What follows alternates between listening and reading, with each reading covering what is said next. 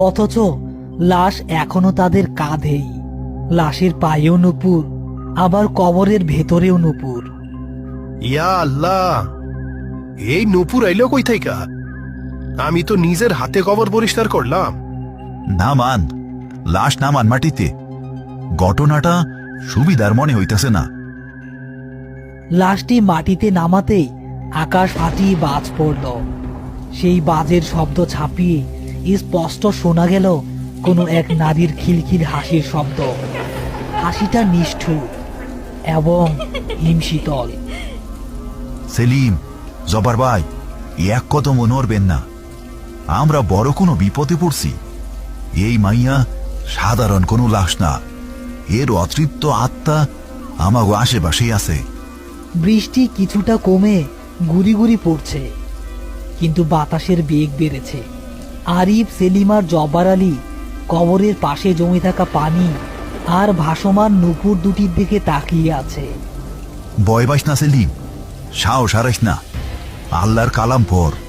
জব্বার ভাই, হেরিকেনটা উঁচা কইরা তোরেন।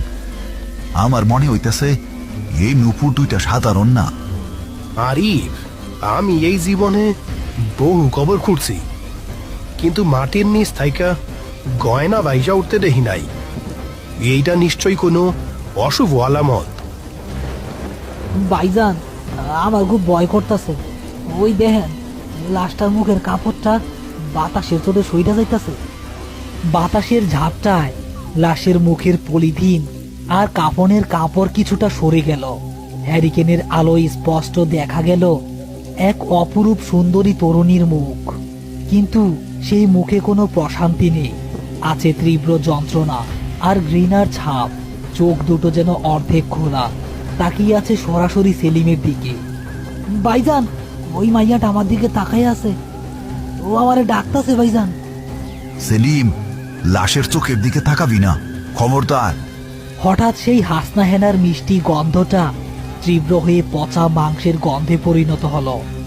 মনে হলো আশেপাশের বাতাস ভারী হয়ে দম বন্ধ হয়ে আসছে। বাঁশঝাড়ের দিক থেকে আবার সেই ঝুমঝুম শব্দটা এগিয়ে আসতে লাগলো কবরের দিকে। আমার নুপুর, আমার নুপুর ফিরায় দে। কে তুমি মা? কি চাও?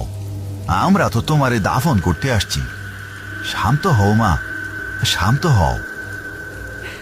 ওরা আমারে সাজাইছিল, কিন্তু আমার শখ ছিল না। ওরা আমারে